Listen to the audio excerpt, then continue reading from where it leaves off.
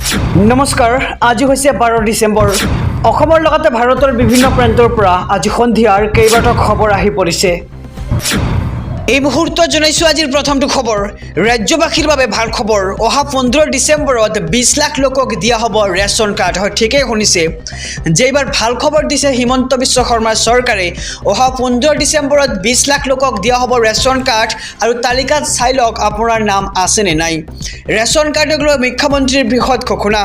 অহা 15 ডিচেম্বৰৰ পৰা বিতৰণ কৰা হ'ব ৰেচন কাৰ্ডসমূহ। 20 লাখ লোকে নতুনকৈ লাভ কৰিব এই ৰেচন কাৰ্ডসমূহ। আৰু ৰেচন কাৰ্ড লাভ কৰিলে আপুনি পাব 5 কেজিকৈ বিনামূলীয়া ৰেচন, অৰ্থাৎ 5 কেজিকৈ চাউল আপুনি লাভ কৰিবলৈ সক্ষম হ'ব ৰেচন কাৰ্ডৰ যোগেদি। আৰু সেৱা সেতু পৰ্টেলত গৈ আপুনি সহজতে কৰক এই ৰেচন কাৰ্ডৰ বাবে আবেদন। আৰু আজিয়েই আপুনি আবেদন কৰক ৰেচন কাৰ্ডৰ বাবে। 5 লাখ টকা পৰ্যন্ত চিকিৎসা সেৱাও লাভ কৰিব আপুনি এই ৰেচন কাৰ্ডৰ দ্বাৰা। আৰু মুখ্যমন্ত্ৰী ডক্টৰ হিমন্ত বিশ্ব শৰ্মাৰ এই ডাঙৰ ঘোষণা। ৰেচন কাৰ্ডৰ সৈতে লিংক থাকিব লাগিব আপোনাৰ আধাৰ কাৰ্ডখন। এটা গুৰুত্বপূৰ্ণ কথা, ইয়াতে আপোনাৰ ৰেচন কাৰ্ডৰ সৈতে কিন্তু আধাৰ কাৰ্ডখন লিংক থাকিব লাগিব। আৰু ৰেচন কাৰ্ডক লৈ মুখ্যমন্ত্ৰীয়ে কৰিছে বৃহৎ ঘোষণা। আপুনি 3 দিনৰ পিছতেই লাভ কৰিবলৈ সক্ষম হ'ব ৰেচন কাৰ্ড। আনকি লাখ লাখ লোকে লাভ কৰিব নতুনকৈ ৰেচন কাৰ্ড। এই মুহূৰ্তত জনাইছোঁ আজিৰ দ্বিতীয় নম্বৰ খবৰটো। 13 দিনৰ সময় দিলে চৰকাৰে, নহ'লে কৰ্তন হ'ব আপোনাৰ অৰুণোদয়ৰ ধন।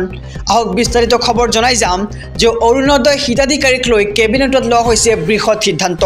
13 দিনৰ ভিতৰত প্ৰয়োজনীয় নথি নিদিলে কৰ্তন হ'ব হিতাধিকাৰীৰ নাম। আৰু 15ৰ পৰা 28 ডিচেম্বৰলৈ অনুষ্ঠিত গাঁও সভাত উপস্থিত নাথাকিলে হেৰুৱাব আপুনি 1250 টকা, অৰ্থাৎ অৰুণোদয় আঁচনিখন। আৰু ৰাজ্যৰ লাখ লাখ হিতাধিকাৰীক 13 দিনৰ সময়সীমা বান্ধি দিলে ৰাজ্য চৰকাৰে। নতুন হিতাধিকাৰীৰ দৰে পুৰণি হিতাধিকাৰীও এই 13 দিনত কৰিব লাগিব পঞ্জীয়ন। আৰু 15ৰ পৰা 28 ডিচেম্বৰলৈ শেষ সময় নতুন পঞ্জীয়নৰ বাবে। আৰু পূৰ্বে ধন লাভ কৰা অৰুণোদয় হিতাধিকাৰীয়ে নথি পত্ৰ জমা দি পঞ্জীয়ন কৰাটো একেবাৰে বাধ্যতামূলক কৰিছে ৰাজ্য চৰকাৰে। আৰু গাঁও সভাত উপস্থিত থাকি হিতাধিকাৰীয়ে নতুনকৈ কৰিব লাগিব অৰুণোদয় আঁচনিৰ বাবে আবেদন। আৰু আবেদন কৰা হিতাধিকাৰী অসমৰ নাগৰিক হোৱাটো বাধ্যতামূলক। আৰু আবেদনৰ লগত ভোটাৰ কাৰ্ড, আধাৰ কাৰ্ড জমা দিব লাগিব আবেদনকাৰীয়ে। আৰু আবেদন পত্ৰৰ লগত জমা দিব লাগিব বেংকৰ পাছবুকৰ প্ৰথম পৃষ্ঠাটো। আৰু আবেদনকাৰীয়ে দিব লাগিব বছৰেকীয়া আয়ৰ শুদ্ধ তথ্য। আৰু 13বিধ বিশেষ নথিৰ প্ৰয়োজন হ'ব আবেদনকাৰীক। আমি সবিশেষ জনাইছোঁ যে বেংক পাছবুকৰ প্ৰয়োজন হ'ব, তাৰ লগতে আয়ৰ প্ৰমাণপত্ৰ, বয়সৰ প্ৰমাণপত্ৰৰ লগতে আধাৰ কাৰ্ড, পান কাৰ্ড আৰু ভোটাৰ কাৰ্ডৰ প্ৰয়োজন হ'ব। আৰু বেংকৰ সৈতে আপুনি লিংক থকা মোবাইল নম্বৰ তাতে সন্নিৱিষ্ট কৰিব লাগিব। আৰু শুদ্ধ ব্লক, গাঁও পঞ্চায়ত, গাঁৱৰ নাম দিব লাগিব আপুনি আবেদন কৰোঁতে।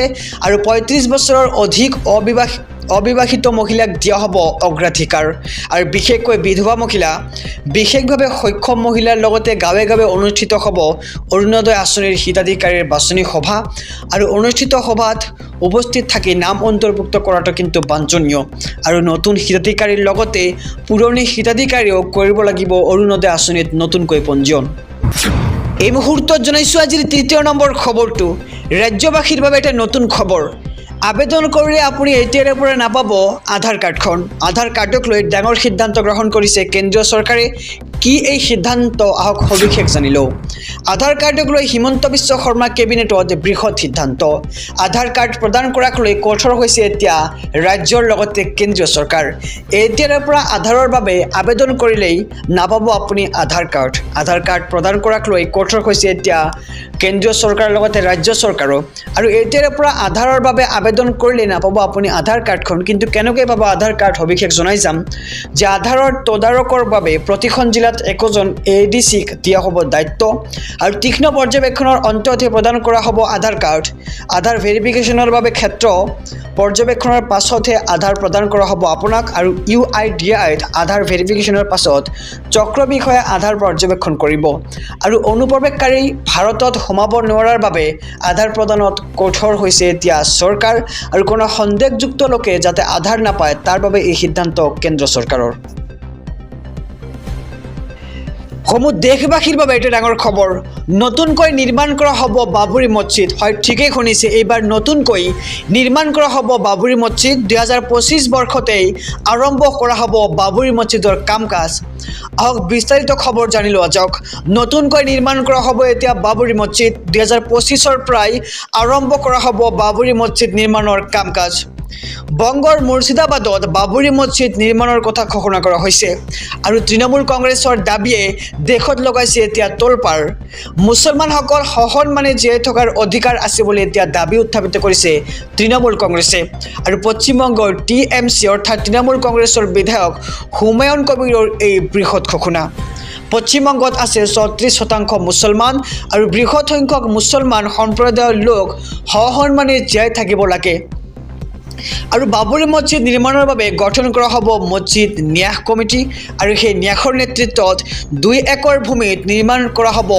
বাবৰি মছজিদ আৰু 2025 চনৰ 6 ডিচেম্বৰত আৰম্ভ কৰা হ'ব মছজিদ নিৰ্মাণৰ কাম আৰু নতুনকৈ নিৰ্মাণ কৰা হ'ব এতিয়া বাবৰি মছজিদ ঠিকই শুনিছে এইবাৰ মুৰ্ছিদাবাদত নতুনকৈ নিৰ্মাণ কৰা হ'ব বাবৰি মছজিদ আৰু 2025 বৰ্ষৰ পৰাই আৰম্ভ কৰা হ'ব বাবৰি মছজিদ নিৰ্মাণৰ কাম এই মুহূৰ্তত জনাইছোঁ আজিৰ 5 নম্বৰ খবৰটো ৰাজ্যবাসীৰ বাবে এটা জৰুৰী খবৰ ফেচবুকত মুখ্যমন্ত্ৰীক দিয়ক দুৰ্নীতিৰ অভিযোগ লগে লগে আৰম্ভ হ'ব একশ্যন ফেচবুকত মুখ্যমন্ত্ৰীক দিব পাৰিব দুৰ্নীতিৰ অভিযোগ আৰু দুৰ্নীতিৰ তথ্য লিখি পোষ্ট দিয়ক মুখ্যমন্ত্ৰীৰ ফেচবুক একাউণ্টত আৰু আপোনাৰ অভিযোগৰ ভিত্তিত তাৎক্ষণিকভাৱে লোৱা হ'ব একশ্যন আৰু কৃতি ছাত্ৰ ছাত্ৰীক চৰকাৰে দিয়া স্কুটাৰ চাইকেলৰ নামত সহ্য কৰা নহ'ব কোনো ধৰণৰ দুৰ্নীতি স্কুটাৰ চাইকেলৰ নামত শিক্ষাৰ্থীৰ পৰা কোনেও বিচাৰিব নোৱাৰিব ধন আৰু হেলমেটৰ নামতো ছাত্ৰ ছাত্ৰীৰ পৰা সংগ্ৰহ কৰিব নোৱাৰিব টকা এটকাও ধন বিচাৰিলে